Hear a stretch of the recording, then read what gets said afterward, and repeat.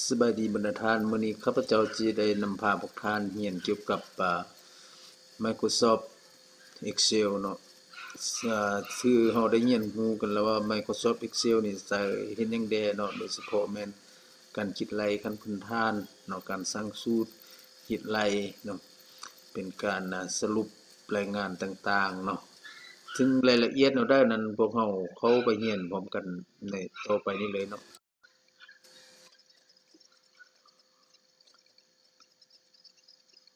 สบายดีเนาะ มื้อนี้เราจะได้เรียนเกี่ยวกับ Microsoft Excel เนาะก่อนอื่นเราก็เข้าหาไอคอนของ Microsoft Excel คือตัว X เนาะเราก็ดับเบิลคลิกเข้าไปแล้วมันจะโชว์หน้าออกมาเนาะคือ Word นั่นแหละก็มีผู้ร้ายรูปแบบซึ่งเป็นภาษาไทยและภาษาอังกฤษคือกันเนาะแต่เรามาเข้าตัวนี้เนาะ Blank Workbook เนาะตัวนี้เป็น อ่าตัวอย่างว่างเป้าว่าซั่นซะเนาะแล้วก็ดับเบิลคลิกเข้าไปก็มีจะเป็นรูปร่างหน้าต่างออกมาเนาะก็จะมีคือกับเบิดเนาะมีไฟก็มี Home Insert Layout Formula แล้วก็มี Data View Review แล้วก็ View เนาะแต่ในที่นี้นี่ข้าพเจ้าจะมาเรียนแต่บางสิ่งบางอย่างที่ว่าเราสามารถใช้เป็นพื้นฐานได้เนาะเอาก่อนอื่นเรามาเรียนอยู่ Home นี่เนาะ Home นี่มีหยังแดอยู่ใน Home นี้ก็คือเราได้เรียนผ่านมาเนาะก็มีการคัด Copy เนาะแล้วก็มีเขียนตัวหนังสือหนึ่งตัวหนังสือเข็มขนาดแล้วก็รูปแบบของตัวหนังสือและอื่นๆเนาะข้าพเจ้าจะทดลองเฮ็ดให้บรรดาท่านเบิ่งกันเนาะ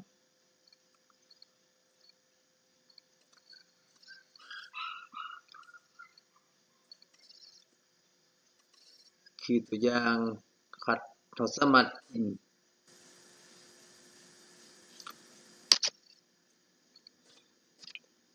เปลี่ยนภาษากันภาษาเนาะสามารถใส่เป็นฟอนต์ใหญ่ๆก็ได้นี่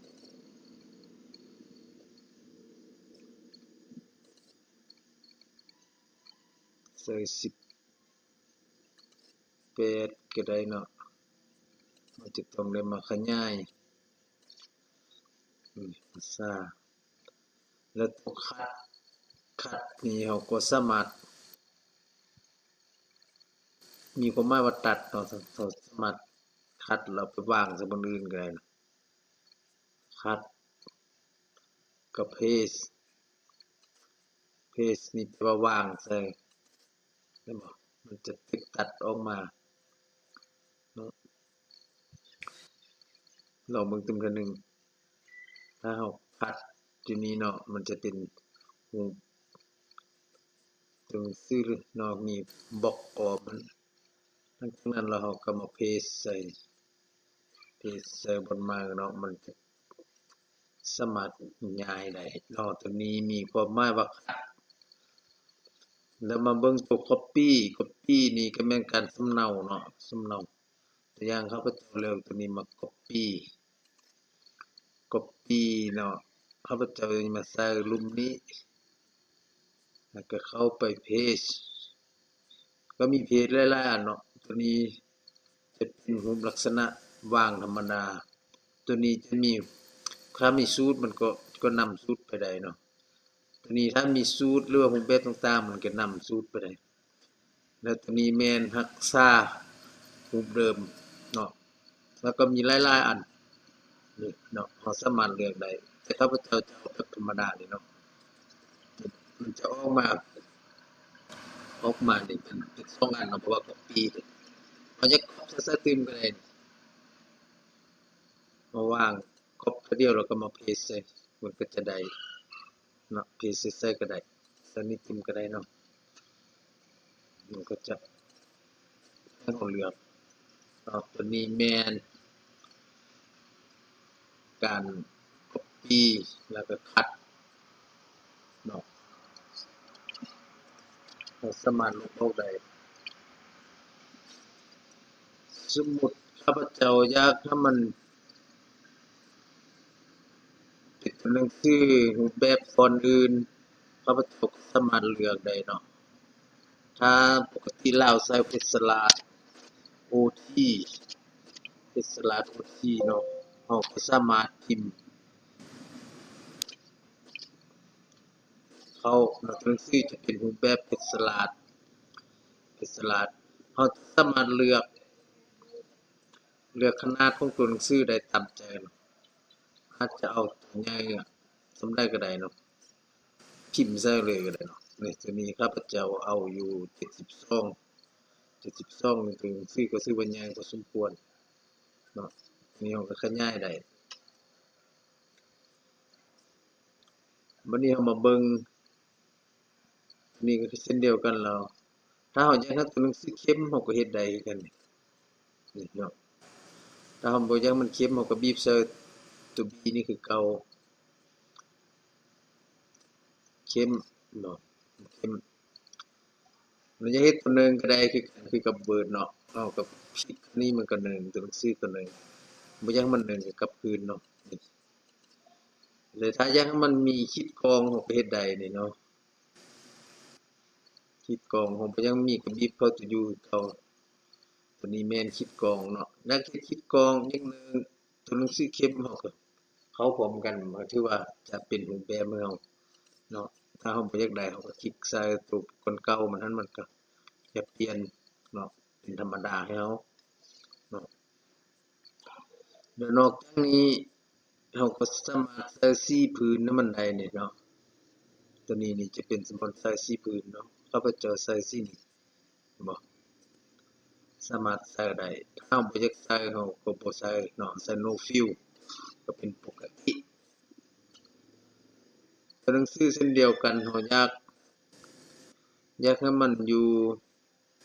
อยากให้มันเป็นสีได้เราก็เลือกใส่ได้เนาะสีแดงสีฟ้าน่ะสีเขียวคลิกเข้าไปมันก็จะเป็นสีให้เราตามใจเนาะแล้วนอกจากนี้เด้ถ้าเราอยากให้ตัวหนังสืออยู่ในระดับใดเราก็สามารถเลือกได้เนาะคือตัวนี้เราให้ตัวหนังสืออยู่ทางกลางแม่นบ่มันจะถ้าเทียบกับบล็อกนี่มันจะอยู่ตรงกลางอยากให้มันอยู่ทางเบิ่งขวามือนี่เราก็จะให้ทางขวามือเนาะอยากให้มันอยู่ทางซ้ายมือเนาะปกติมันจะอยู่ทางซ้ายมือเนาะแล้วก็อยากให้ตัวหนังสือนี่อยู่ดูทางกลางบ่เราก็ปรับบ่ลองเบิ่งเนาะสังเกตเบิ่งอยากให้ตัวหนังสือนี่อยู่ตรงกลางจั่งซี้แล้วตัวนี้อยู่ตรงกลางแล้วตัวนี้แม่นอยู่ตรงกลางทางเทิงมือเนาะอยู่ทางรุมเนาะมันจะเป็นลักษณะแตกต่างไปหน่อยหนึ่งแล้วนอกจากนี้เด้ก็มีหลายๆอันเนาะที่อยู่ในที่นี้เนาะถ้าเราอยากตัดออกตัดห้องที่ว่าเราต้องการเราก็ทาสีเหลืองเอาเนาะห้องที่เราต้องการเนาะหมอกเข้านี่ก็ถือว่าตัดออกได้เนาะคัดคัดนี่คัดเซลล์คัดโลคัดเซลล์นี่ตัดห้องออกอืม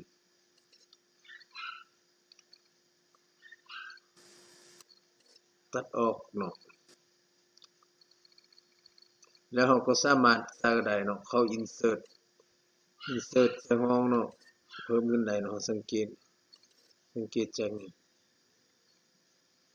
เวลาของเขาตัวนี้ห้องมันก็จะเพิ่มขึ้นเนาะถ้าเราใส่ลำดับเราจะเห็น1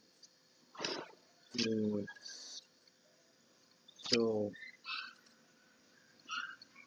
3ข้าพเจ้าสิยกเราอยากใส่ insert เราจะเห็นว่ามันเข้ามาเพิ่มเลยเนาะถ้าเราอยากตัดเราก็เข้า delete มันก็จะออกไปเห็นบ่สังเกตเบิ่งมันจะเข้า delete มันตัดออกตัวนี้มันเพิ่มเข้าเนาะแล้วนอกจากนี้นี่เราจะสามารถคิดไล่ได้เนาะคิดไล่เป็นบรรทัดตัวอย่างว่า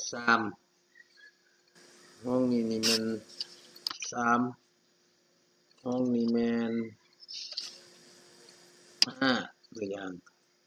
ถ้าเราจะคิดไล่ตัวนี้ออกมาเนาะ3บวก5นี่มันเท่าใดเราก็ไม่เท่ากับ20เลข3ตัวนี้แม่นอยู่ในขั้นของตัว b เนาะ b นี่ b ระดับที่4เนาะระดับที่4มันตัวนี้เนาะ b ระดับที่4มันจะอ่านได้เฮาบัดนี้บวกเฮาก็พิมพ์บวกใส่เฮาพิมพ์ไม้บวกใส่เนาะบวกเฮาก็พิมพ์ไม้บวกใส่แล้วจากบวก5เฮาก็มาบีบห้องนี้ตัวนี้มัน4ระดับ4บ่4อยู่ในระดับอยู่ในแถวที่4หลังจากนั้นเฮาก็ enter อยู่คีย์บอร์ดก็ถือว่ามันจะไล่ออกมา3บวก5เป็น8เนาะ3บวก5เป็น8บัดนี้เฮามาเบิ่งเปลี่ยนตัวมาเนาะ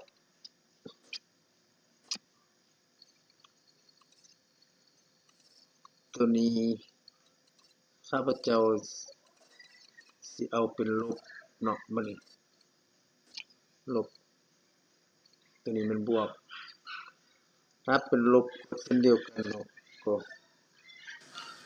คลิกนี้8นี่อยู่ในห้องB C ลบ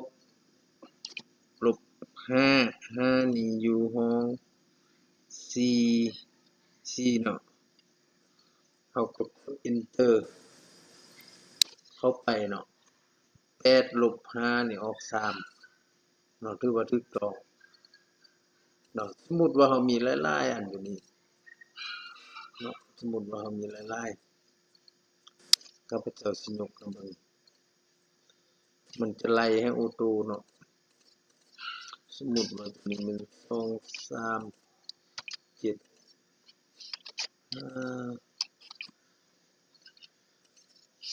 ตัวนี้7 6 9 4 3ค่าเฮาไล่ตัวหนึ่งได้เนาะสมมุติว่าข้าพเจ้าสิไล่ตัวเป็นตัวบวก3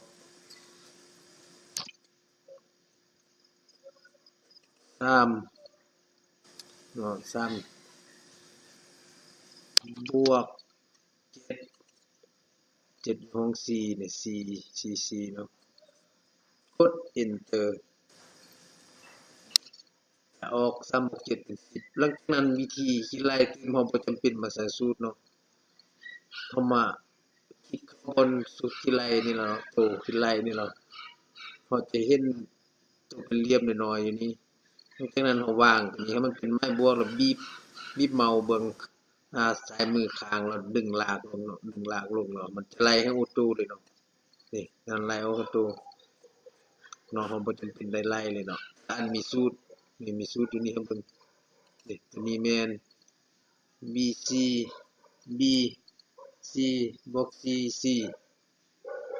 ตัวนี้แม่น B5 บวก C5 เนาะตัวนี้แม่น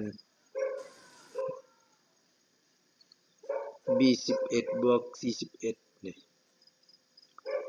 แล้วก็ตัวอื่นๆคือกันเนาะมาเบิ่งตัวคิดไล่มัน4บวก6เป็น10 4บวก9เป็น13 5บวก3เป็น8 6บวก3เป็น9เนาะถือว่ามันจะไล่ให้ออโตบัดเดียวนี่เนาะถือว่ามันจะง่ายเนาะแล้วนอกจากการลบการบวกยังก็คือกันเนาะคือกันหมด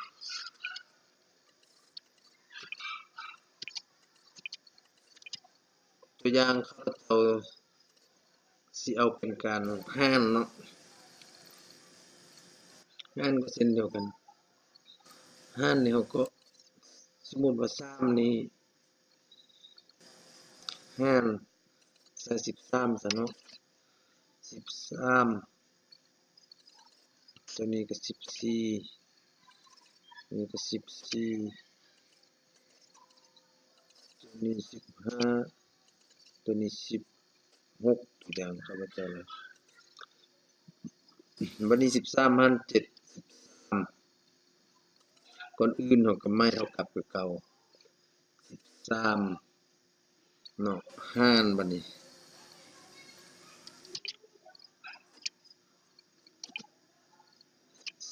13หาร13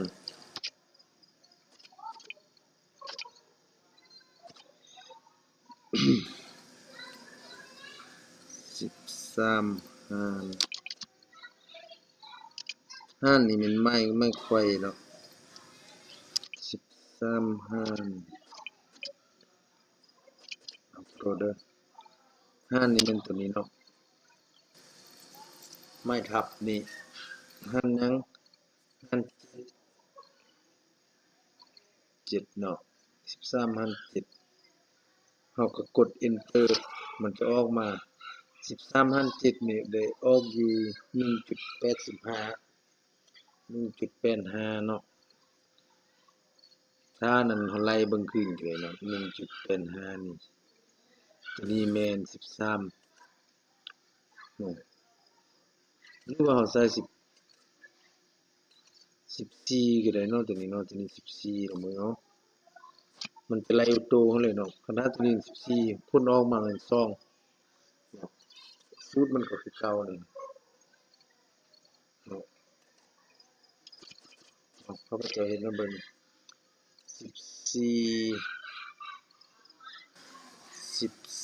14มาหาร enter นี่ก็ออก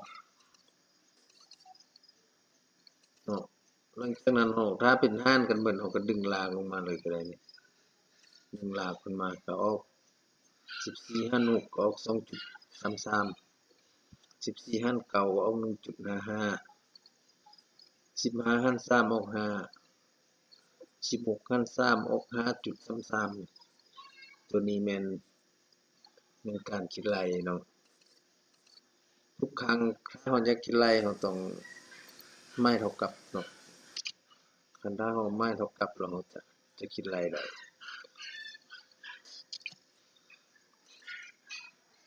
ถ้าเป็นคูณเนาะคูณนี่แม่นเราใส่ไม่ดาวเนาะตัวนี้เราก็ใส่เท่ากับคือเก่า14คูณ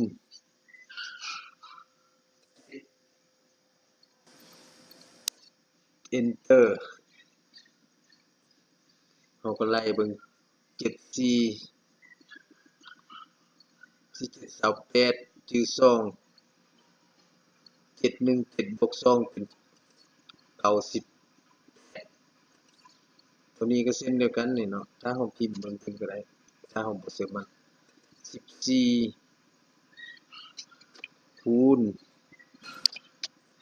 6ลงไป enter 46เท่า4คือ2 616บวก2เป็น8เนาะถือว่าถูกต้องนี่84ถ้าเราบ่อยากไล่นั่นเราก็ดึงรากลงมันก็ไล่เอาตัวทั้งหมดเลยเห็นบ่ตัวอย่างว่า3คูณ5นี่3 55จึง1 313เป็น4 3 68จึง1 313เป็น4เป็น48เนาะตัวนี้แม่นการบวกลบคูณหารคันเป็นหารเนาะเราสามารถเฮ็ดได้อยู่ในที่นี้เนาะ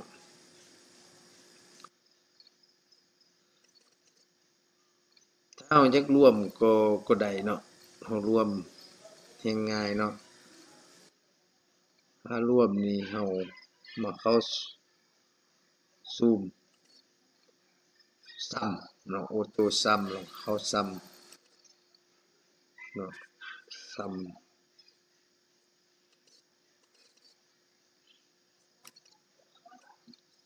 sum ตัวนี้เรามาเข้า sum จะเป็นตัวผลออกมานี่เนาะผลออกมานี่เลยตัวนี้แม่น sum หรือว่าเราพิมพ์เอาเองก็ได้เนาะเราพิมพ์เราจะไม่เท่ากับแล้วก็ is ไม่เท่ากับแล้วก็ is u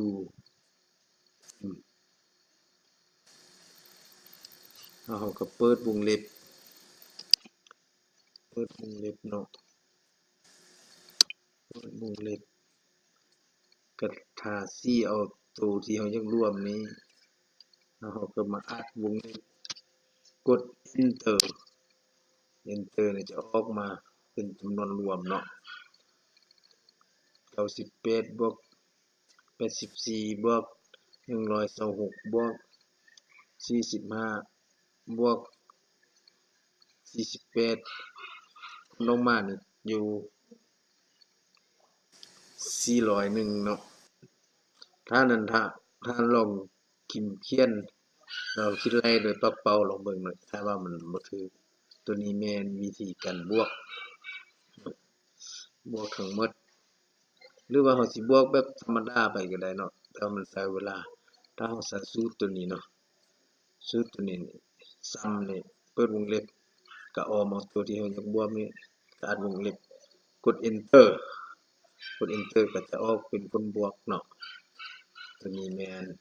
วิธีคิดไล่เนาะวิธีคิดไล่ของเราง่ายๆเนาะลองเฮ็ดเบิ่งมาตรฐานนี่จะออกมานี่น้องพากันเฮ็ดเบิ่งคนกลัวเฮ็ดคืนเบิ่งตัวนี้สำหรับตัวนี้แล้วมีการคิดไล่ง่ายๆแบบนี้เนาะท่านลองไปเฮ็ดเบิ่งแล้วนอกจากนี้ได้ insert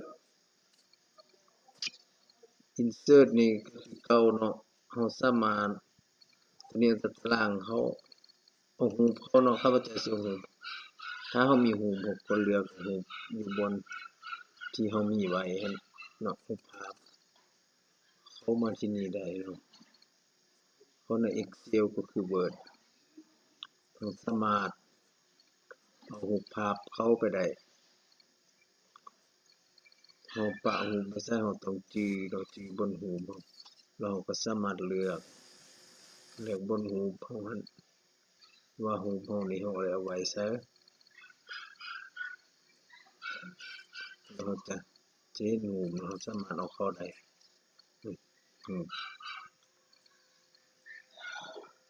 สามารถเอาเข้าได้แล้วก็เห็นน้อยเห็นใหญ่ก็ได้นะรูป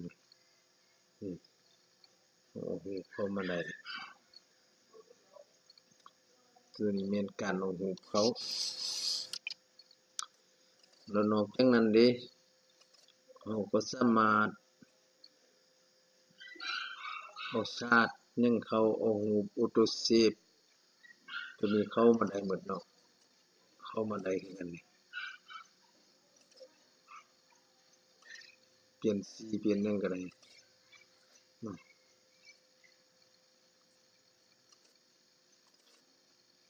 คัดออกเลย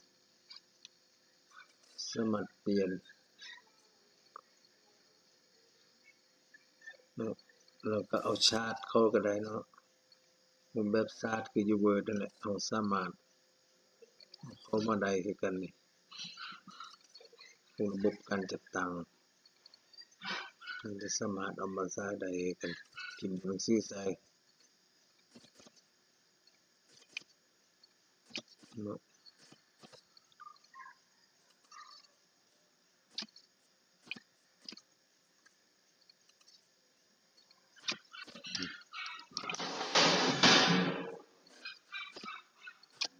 สามารถพิมพ์ตัวหนังสือใส่ได้เนาะตัวนี้แล้วเราก็เลือกตัวอื่นๆก็ได้เนาะเลือกตัวอื่นเราเลือกก็ได้มันก็ปฏิบัติเราให้เราเบิ่งตามนั้นตัวนี้แม่นชาร์ต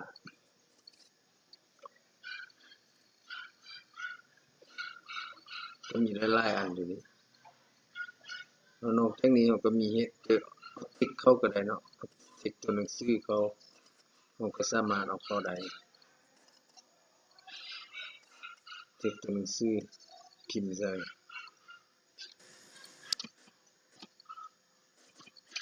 ก็ได้เนาะ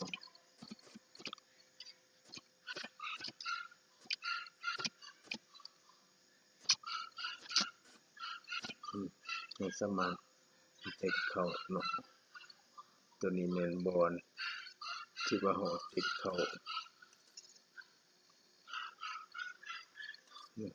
ติ๊กเข้านี่ตัวนี้ติ๊กเข้า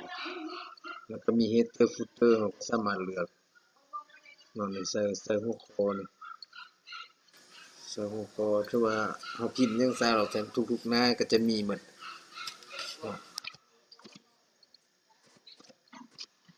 ตัวนี้ header footer เนาะคืออยู่ในมันจะมีจากหน้ามันก็จะมีออกมาเบิ่ง header footer ทุกๆหน้าเลย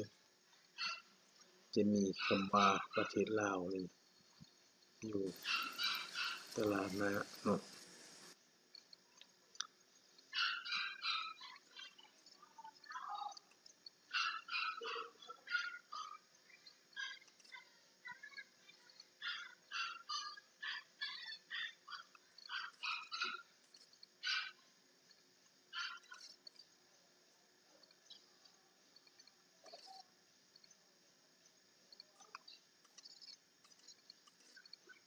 สามารถจะได้คือกัน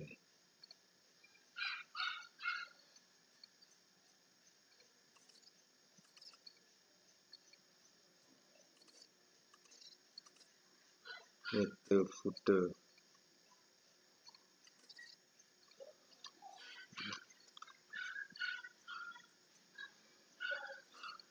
แล้วบัดนี้เรามาเบิ่งlayout นี่เราก็สามารถปรับหน้าเจีย machine เนาะ machine ก่อน machine นี่แม่นเราเลือกเกียร์เนาะว่าเราต้องการเกียร์ขนาดใดแต่ปกติแล้วเราก็ใส่เนาะเกียร์ธรรมดานี่เนาะนี่เรานี่มันกำหนดขอบเนาะกำหนดขอบเกียร์เรามักแนวใดนี่มักขอบกว้างมักขอบแคบเราสามารถเลือกหรือว่าเรามาจัดเองมักขอบแบบใดเราก็มาจัดเองเนาะเขาคัสตอมไมซ์เนาะเรามักเขาคัสตอมไมซ์นี่ที่เข้ามาเราจะเลือกอยากให้มีขอบเกียร์เท่าใดนี่เราก็ปรับเอาสามารถปรับได้เนาะก็โอเคขอบเกียร์ก็จะตั้งให้เราทันทีเราก็ใส่อันออโต้เลยเนาะปกติใส่ตัวนี้ normal เนาะนอกจากนั้นก็มี orientation เนาะ orientation นี่คือเก่าเดี๋ยวนี้เราใส่ตัวหนังสือเป็นหน้าเจียตังเนาะถ้าเราอยากใส่หน้าเจียกว้างเรามาเบิ่งหน้าเจียตังนี่เห็นบ่มันจะบ่ใกล้เลย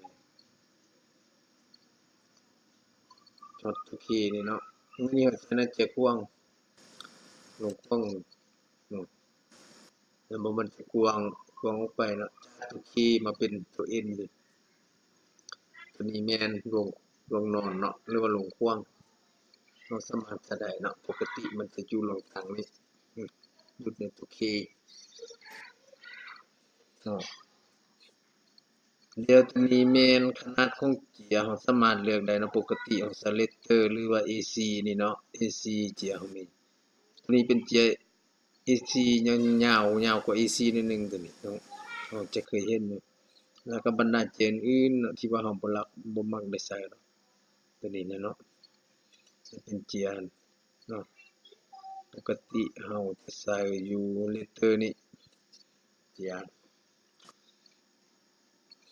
เนี่ยก็ตัวอื่นๆดึมเนาะมีหลายๆอันนี่เราบ่รำได้ใช้เนาะข้าพเจ้าก็สิบ่เว้าบอกให้ฟังตัวนี้เนาะแล้วก็จะเป็นสูตรต่างๆมันก็มีเนาะสูตรต่างๆจะมี Acrin Average เนาะ Sum If พวกนี้ก็จะเป็นสูตรคิดไล่ต่างๆเนาะ ที่ว่าพวกเรายังบ่ทันเรียนฮอดถึงขนาดนั้นเนาะมันก็รูปแบบเทคต่างๆเนาะตัวนี้มันจะเป็นหน้าที่ต่างๆนี่เนาะข้าพเจ้าจะเรียนแต่พื้นฐานให้เบิ่งเนาะแล้วก็ตัวอื่นนี่เราก็บ่รำได้ซาเนาะพวกนี้เนาะนี่ก็วิวนี่ก็เบิ่งคืนเนาะวิว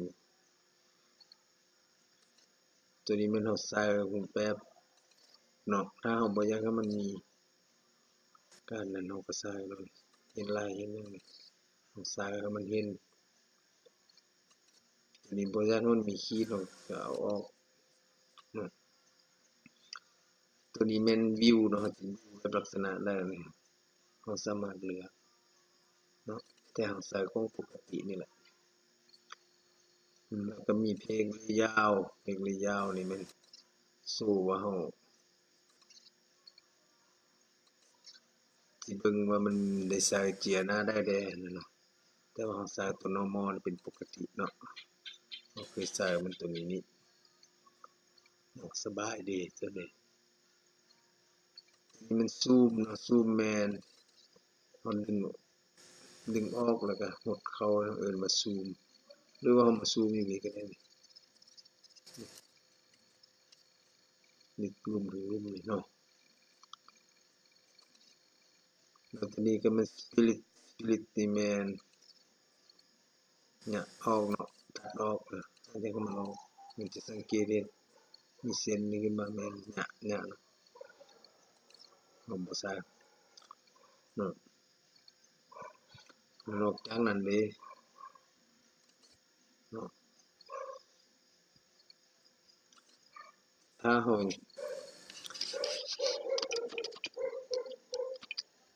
พิมพ์ตัวหนังสือนี่มันอันจะกายเลยเราก็บ่เอา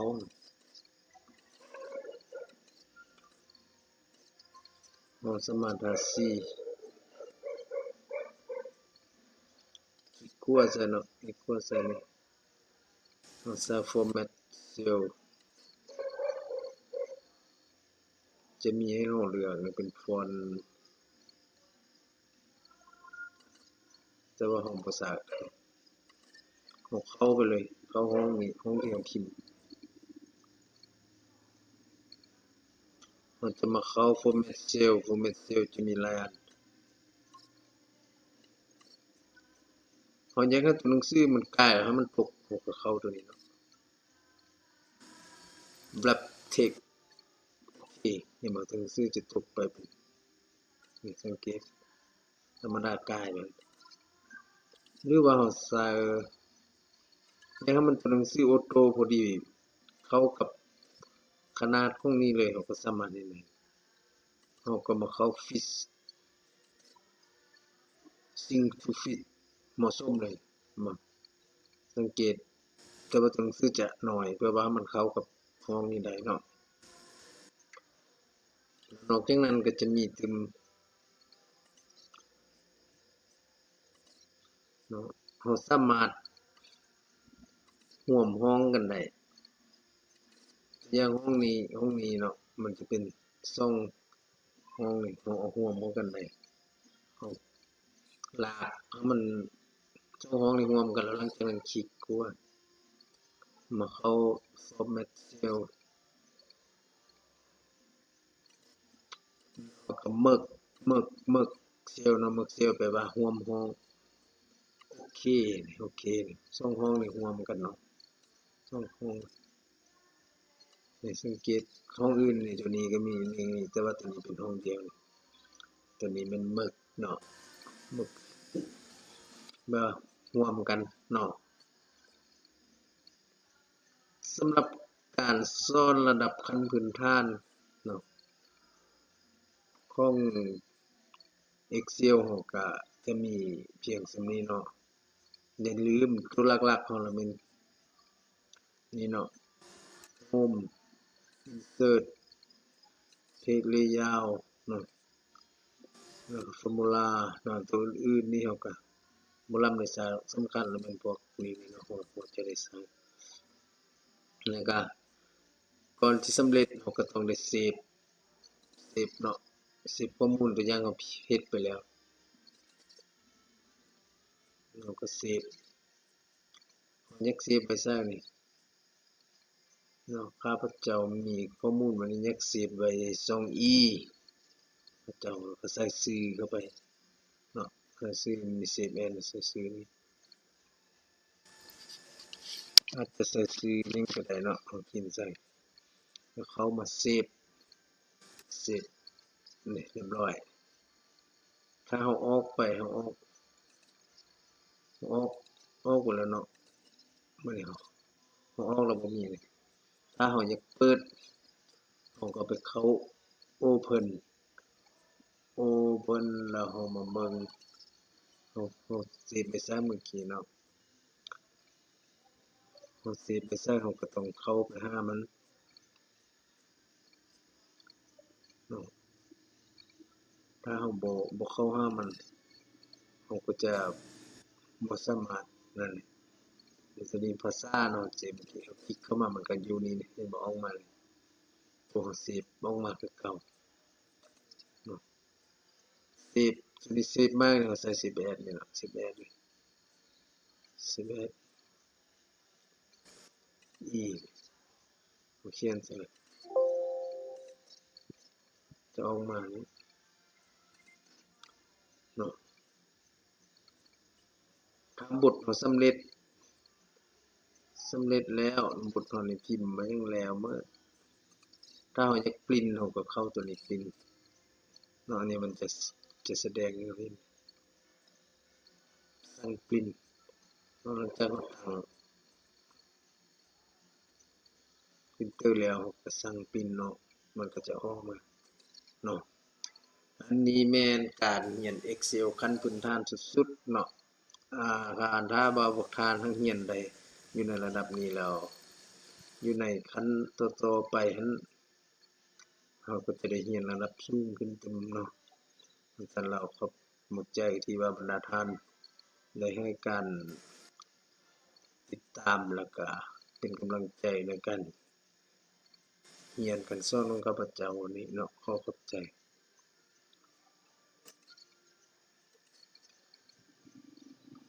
เป็นได้หลังจากบรรดาท่านได้เรียนเกี่ยวกับบทเรียนผ่านมาแล้วหวังว่าคงจะบ่เข้าใจหลายก็เข้าใจน้อยเนาะเพราะฉะนั้นเราให้บรรดาท่านนั้นนำเอานำแนวจิตใจในแนวบทเรียนนี้ไปจัดตั้งให้มันได้รับผลดีเนาะแล้วก็เฮ็ดในสิ่งที่ดีในชีวิตเฮาหั่นเนาะนอกจากการนำเรียนความรู้แล้วก็ด้านชีวิตการเป็นอยู่ความคิดอยู่ในสังคมก็ให้มันดีนำกันเนาะฉะนั้นก็ข้าพเจ้าก็ขอขอบใจ